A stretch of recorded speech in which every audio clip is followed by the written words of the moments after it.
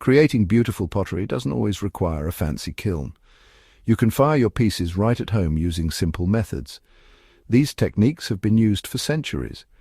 They offer a unique charm and unpredictability to your pottery.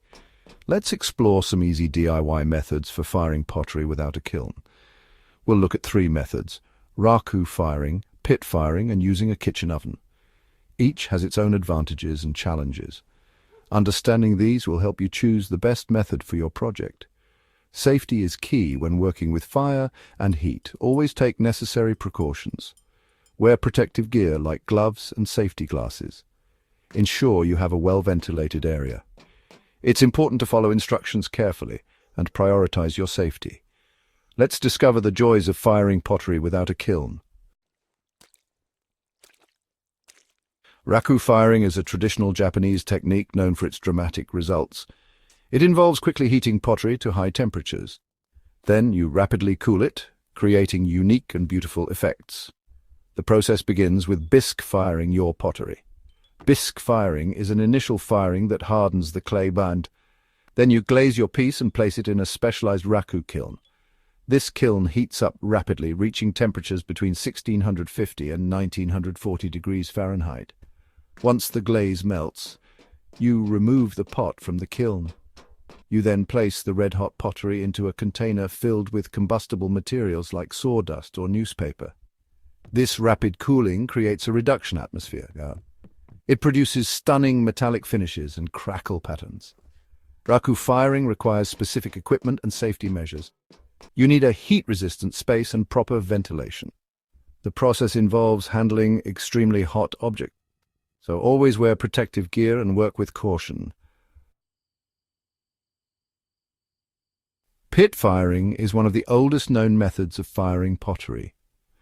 It's a simple technique that uses the earth as a natural kiln. This method creates beautiful, earthy finishes. To pit fire, you dig a hole in the ground and build a fire at the bottom. You then carefully place your pottery pieces in the pit. The fire heats the pottery, and the smoke and ash interact with the clay. This creates unique patterns and colors.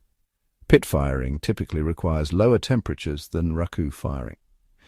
You'll aim for temperatures between 1800 and 2100 degrees Fahrenheit. The firing time can vary, ranging from 12 to 24 hours, depending on the size of the pit and desired effects. While pit firing is relatively simple, it's crucial to choose a safe location.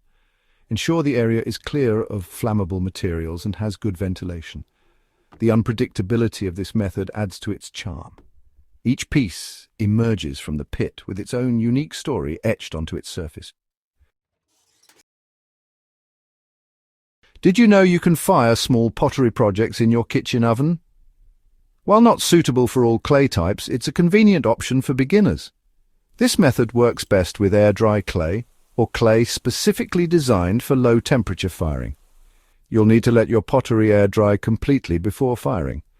This prevents cracking or breaking in the oven. Once dry, place your pottery on a baking sheet lined with parchment paper.